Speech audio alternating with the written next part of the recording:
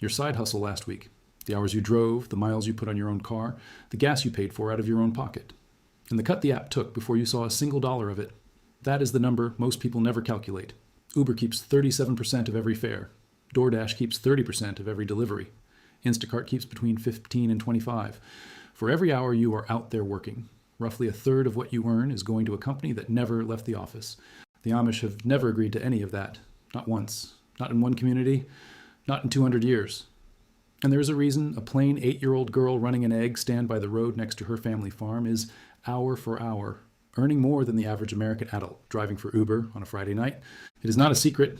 It is the way Americans used to make money before 1971, and the gap is not small. An Uber driver in a medium-sized American city clears about $15 an hour before expenses and $10 after. A backyard Amish-style stand in its second season clears roughly $30 for every hour of setup and restock, with zero expenses once the stand is built. You work half the hours and keep more than twice the money. That is not an opinion. That is arithmetic. The full breakdown, exactly what to build, what to sell, where to place it, and the one location detail that decides whether you clear $400 a week or $4 is in the suppressed file. Scan the QR code on your screen or hit the first link in the description and get it now. That year, Richard Nixon appointed a man named Earl Butz as Secretary of Agriculture, and within 4 years, Butz had dismantled every New Deal protection that kept small farmers alive. His mantra was literally 4 words: get big or get out. He told American farmers to plant fence row to fence row, sell everything into commodity markets, and feed the world through Cargill, ADM, and the Chicago Board of Trade. Farmers who sold a basket of tomatoes to their neighbor for $3 cash were written off as peasant operations that needed to die. And they did die. 2.3 million American farms disappeared between 1970 and today. The Amish did not disappear, because the Amish never signed up for any of it. They kept selling eggs out of a wooden box by the road. They kept running honor system stands with a coffee can for cash and a handwritten sign. And that quiet 19th century looking operation generates, in Lancaster County alone, more revenue per square foot of retail space than most Walmart stores. $50 in materials. That is what it costs to build the structure. One Saturday afternoon to put it together. No permit required in 42 out of 50 states for a stand under 200 square feet on your own property.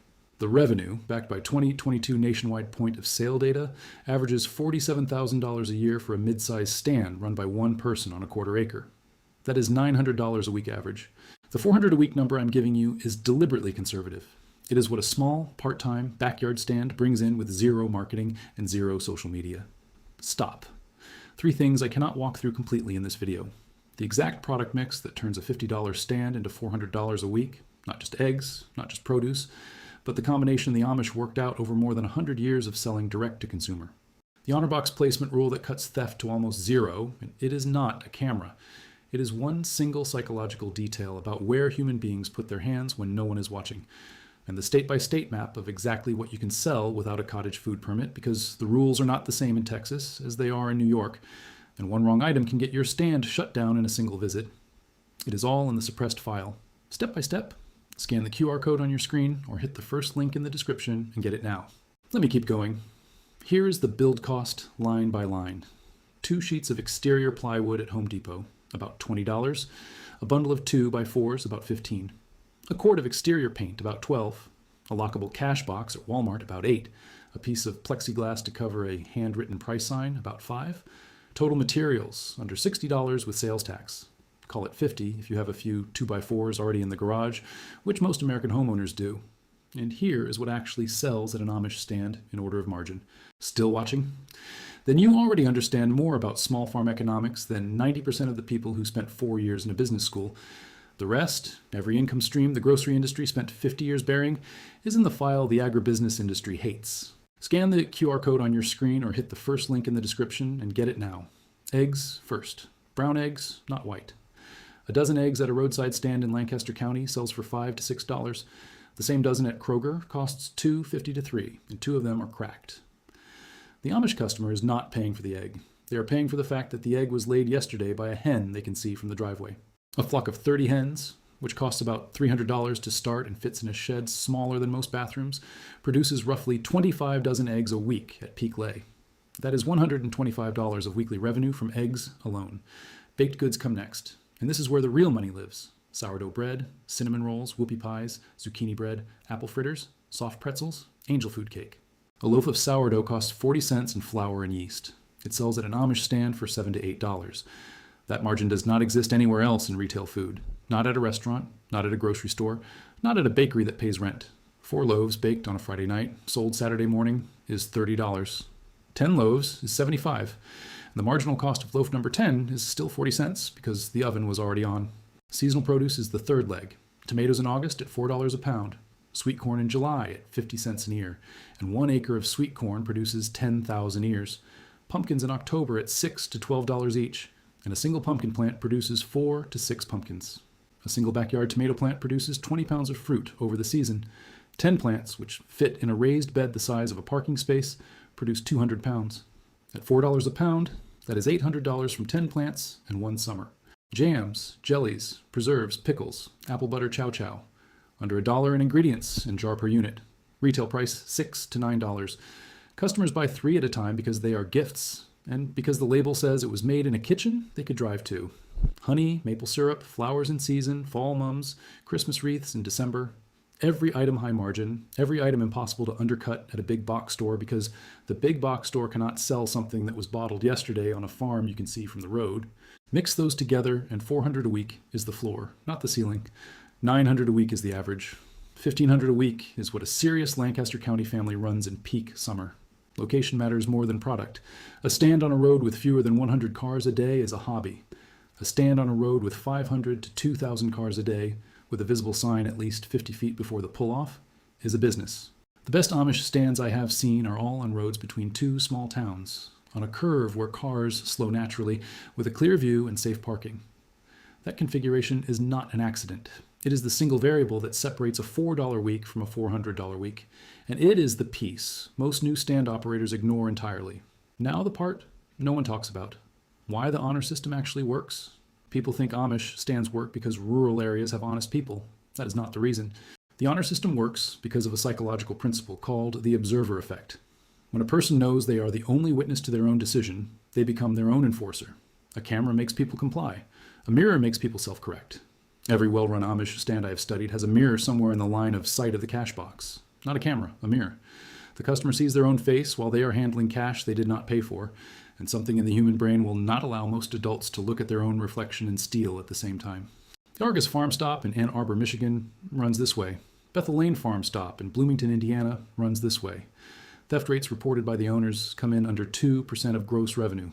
That is lower than what grocery stores lose to shoplifting, and those stores have cameras, loss prevention officers, and anti-theft tags on every package. Now the cash piece. Every transaction at an Amish stand is cash. That is not an accident either. Under current IRS rules, casual roadside sales of backyard produce and homemade shelf-stable goods under $600 per customer per year from a single operator on your own residence fall under hobby income rules. Check with a CPA in your state because the rules do vary. But the general framework is small direct-to-consumer food sales from your own property operate in a tax gray zone that has existed in American law since before the federal income tax existed. The Amish pay taxes. They just pay them on a much simpler structure than a W-2 employee does. Let me bring it all together. Every piece of the system follows the same pattern. A direct link between the person who makes the thing and the person who eats the thing. No grocery chain, no wholesaler, no food distributor, no Wall Street futures market setting the price of your tomatoes 2 months before they are ripe. Every one of those middlemen was optional in America before 1971. Earl Butz made them mandatory by killing the protections that allowed direct sales to survive as a viable income. The Amish ignored the change because the Amish never plugged into the system in the first place. A $50 wooden stand by a country road is the last piece of American agriculture that still operates the way all of American agriculture used to operate. And because it is small, because it is cash, because it is unpermitted in most states, because it is not tracked by the USDA or the IRS or the Chicago Board of Trade, Wall Street has no way to take a cut. That is the real reason the system was buried. Not because it does not work, because it works, and no one at the top can profit from it. I have to be honest with you about the limitations. This is not a 6-figure business. It is $400 to $900 a week in season, from a backyard and a Saturday afternoon of building. It requires visible road frontage, and that rules out most suburban cul-de-sacs and gated communities. Eggs require refrigeration once temperatures hit 75 degrees, and that is real money if you do not already have a second fridge in the garage. Raw milk, raw cheese, and unpasteurized apple cider are illegal to sell at a roadside stand in most states, no matter what your grandfather did in 1960 on the same piece of land. Cottage food laws vary wildly. In Texas, you can sell almost anything shelf-stable. In New York, you cannot sell meat, dairy, or anything requiring refrigeration. In California, the rules fit in a 50-page PDF. None of this is a reason not to do it. It is a reason to check your state before you build the stand and to check your county after that. So here's the choice. You keep driving for Uber on Friday nights, keeping 63 cents of every dollar you earn, with a car that is depreciating every mile you put on it, and a tax form you'll see next April. Or you spend a Saturday afternoon and $50 building something that will pay you every week for the rest of the season, with no boss, no algorithm, no app taking a cut, no corporate headquarters in San Francisco deciding what you earn. The Amish made that choice in 1730 when the first of them landed in Pennsylvania, and they have made it again every single year since. And somehow they are the ones called backwards, while the rest of us are called modern for working for Uber. The stand exists. The system exists. Wall Street just made sure you would never build one. What is the last side hustle app you used, and what percentage did it take from you? Tell me in the comments. I read everyone. If you drove for Uber, if you delivered for DoorDash, if you shopped for Instacart, tell me the number. Tell me what you actually cleared after the cut, after the gas, after the miles. I want to see the math. And if you want the rest of what the grocery industry spent 50 years making sure you would never find, the full suppressed file is in the first link in the description. https:/go.hotmart.com D-4975604J.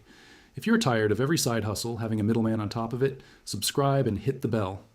Every video on this channel is something they would rather you never think about. The next one is already recorded. The one after that is already written. None of them will ever be on prime time. You know why. The stand will not make you rich. It will make you free.